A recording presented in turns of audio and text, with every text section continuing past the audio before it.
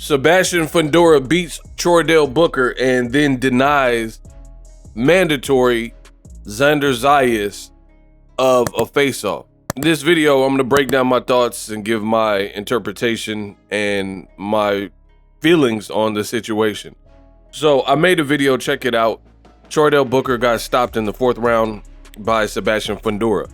Fundora came out pretty much trying to box and use his height and kind of jab.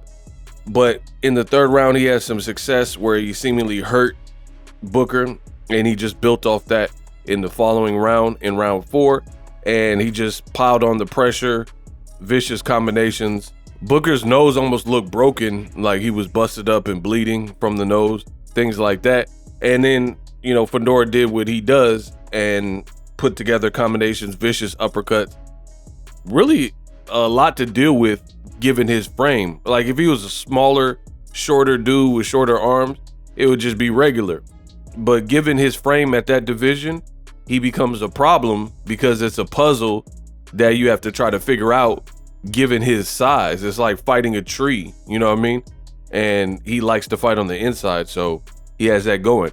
So the fight ended, and then now this footage comes out of top-ranked fighter Xander Zayas, who was there, and he was backstage and he dapped up Fundora. He should be the mandatory for Fundora, I think, with the WBO or whoever. And he was trying to get a face-off going. And now you have people making a big deal about this. So I want to give it my thoughts. First of all, Ring Magazine, since Turkey has taken over Ring Magazine, is getting really, really like gossipy. A bunch of like premature news, like Teofimo could fight at Alcatraz. Come to find out, he's not fighting in Alcatraz. The Alcatraz deal is not going to be until 2026. Teofimo is fighting in Times Square, New York. We're talking about completely different things. Fighting on the West Coast in San Francisco versus fighting in New York on the East Coast, completely different things. But since Ring has been purchased by Turkey, I'm noticing it's very gossipy. Like they want to be all in on Tank versus Roach drama and alleged controversy. And then now they're doing a bunch of posts talking about Xander Zayas and Fundora. And it's starting to look insanely biased. Like you're really trying to get in the middle and instigate, if you will. So my thoughts on Fundora refusing or rejecting for any circumstance a face-off with Xander Zayas, my thoughts are this. Good. I am glad that he rejected the face-off with Xander Zayas, because to me, that is pretty corny. Yes, back in the day, sometimes fighters will hop in the ring and confront the person. We've seen it with Shane Mosley after Mayweather. I think he had beat Marquez. Shane Mosley popped in the ring. Danny Garcia knocked out, I want to say, Brandon Rios. Sean Porter and his dad hopped in the ring. So sometimes that does happen. But if that doesn't happen, I've also seen it with Deontay the Bronze Bomber Wilder and Luis Ortiz, where they had a confrontation in ring after Luis Ortiz had a knockout in Miami, right? So that happened. But for whatever reason, maybe they didn't let you in the ring. Maybe you didn't have the idea, whatever. So you see Fundora backstage. He gives you a handshake, and you're still like kind of clout chasing him after he just got a knockout win. I mean, I totally feel Fundora in this situation, and people are trying to make it like, oh, he's ducking or he's afraid. That, first of all, it's not even how business works. The man just got out the ring 5 minutes ago.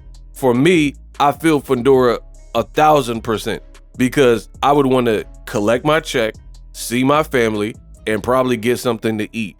You want to celebrate, you know what I mean? You might have an after party or, a gathering or something with your people. So why would you want to do a face-off with a fighter who's not even under the same umbrella as you? It's a top-ranked fighter. To my knowledge, Top Rank hasn't even publicly stated where their home is. They're getting abandoned by ESPN. None of it really makes sense to me for Fundora to waste time doing a face-off. It doesn't mean fear or being afraid, anything like that. It's just he probably wanted to chill. He just had a 8-week camp or whatever, 10-week camp, trained for the fight, got the achieved and desired result, got a knockout, you're probably high off the adrenaline. You want an In-N-Out burger or something. You know what I mean? And there's nothing wrong with that. Why would you want to do a goofy face-off with the fight you don't even know if it's going to be next? Because he has more than one belt. You know what I mean? So I think people trying to make this into a big deal is corny, just like them. And people are trying to, you know, I don't know. It feels real contrived, real forced. People are trying to force a beef and make things seem like crazier and paint a person to be ducking and stuff like that. If Xander Zayas is the mandatory and it gets called and he has to fight him, then you go to the negotiating table and then you'll get your face off if the fight happens, period. And if it doesn't, then it doesn't. And then you'll get your chance at the belt another way, right?